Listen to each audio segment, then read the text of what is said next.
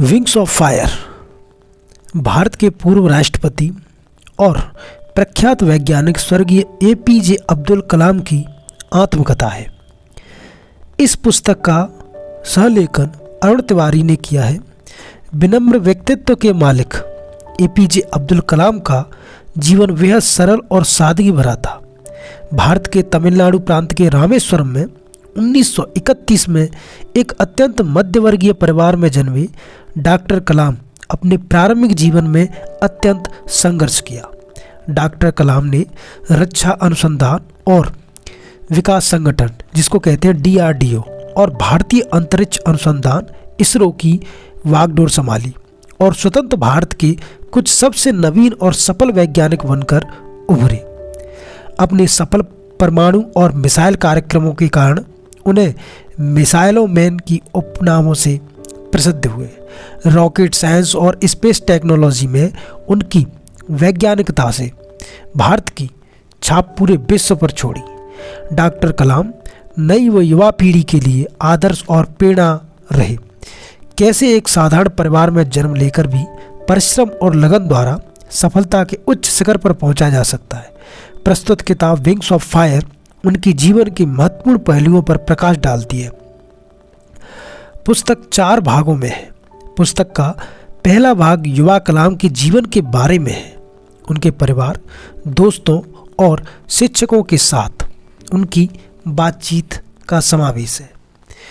उन्होंने रामेश्वरम में अपनी शिक्षा और परवरिश के माध्यम से जो सब सीखा वह खूबसूरती से चित्रित की रेखा द्वारा दर्शाया गया है।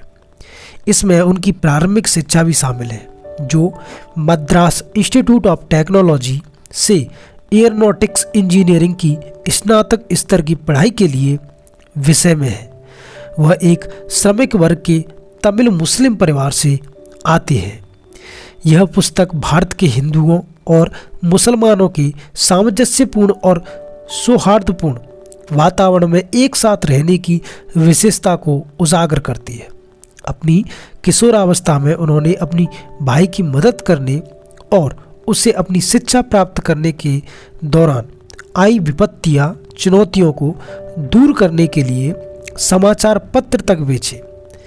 इस पाठ के माध्यम से उनके परिवार और दोस्तों की समर्थन पर भी प्रकाश डाला गया।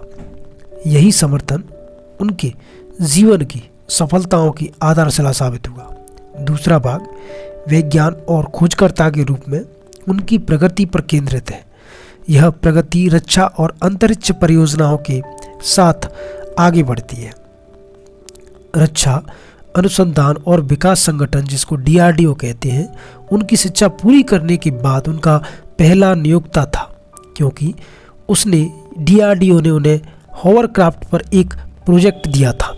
DRDO के साथ लगभग 4 वर्षों के बाद वह भारतीय अंतरिक्ष अनुसंधान इसरो में शामिल हो गए, जहां उन्होंने प्रतिभाशाली भारतीय दिग्गज वैज्ञानिक जैसे कि professor Vikram Sarabhai, doctor Wernher von Braun और प्रोफेसर सतीश धवन आदि के मार्गदर्शन में काम करने का मौका मिला।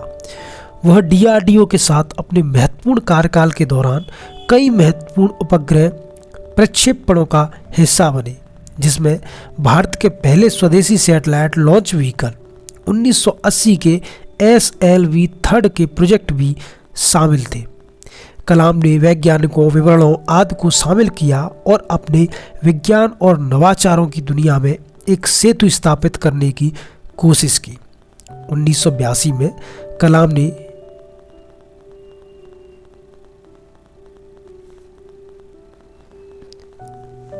अपने निदेशों के रूप में DRDO में रक्षा प्रयोगशाला को फिर से शुरू करने के लिए अपने काम के स्थान में परिवर्तन किया। कलाम देश के कुछ सबसे विश्वसनीय वैज्ञानिक नवाचारों जैसे पोलर सैटेलाइट लॉन्च व्हीकल, जिसको PSLV कहते हैं, भारत के एकीकृत निर्देशित मिसाइल कार्यक्रम और उसके घटक मिसाइलों जैसे आकाश, नाग, त्रिशूल, विशेष रूप से अग्नि आदि के अगुआ रहे। यहाँ तक कि उन्होंने उसी मिसाइल तकनीकी का उपयोग करके स्वास्थ्य संबंधी उत्पादों का उत्पादन भी किया। उन्होंने अपने जीवन के इस चरण में अपनी उपलब्धियों के लिए मिसाइल मैन ऑफ इंडिया की उपाधि को अर्जित किया। तीसरे भाग में भारतीय अंतरिक्ष कार्यक्रम सबसे बड़े वैज्ञानिक प्रतिभा को श्रद्धांजलि दी जाती है। इसे एक उत्सव और उदासीन अनुभव के साथ साझा किया जाता है।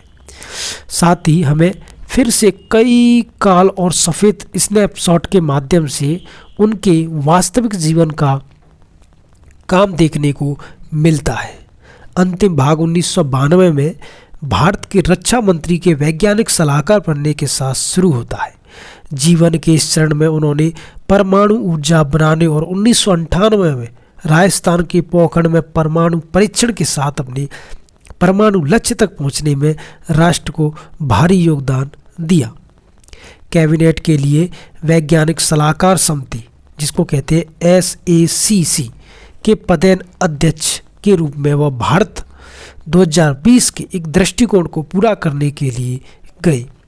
विश्व एक नई सहस्त्राब्दी के मुहाने पर था। कलाम को देश के शीर्ष 3 नागरिक पुरस्कार, जिसमें भारत रत्न 1997, पद्म विभूषण 1990 और पद्म भूषण 1981 से सम्मानित किया गया। उन्हें लगभग 30 से भी अधिक विश्वविद्यालयों से मानक उपाधियों से सम्मानित किया गया। तो ये थी wings of fire by APJ Abdul Kalam की ऑटोबायोग्राफी। अगर आपको वीडियो अच्छा लगा हो तो वीडियो को लाइक करके चैनल को सब्सक्राइब जरूर कर लें। मिलते हैं एक नेक्स्ट वीडियो के साथ, तब तक के लिए जय हिंद, जय भारत।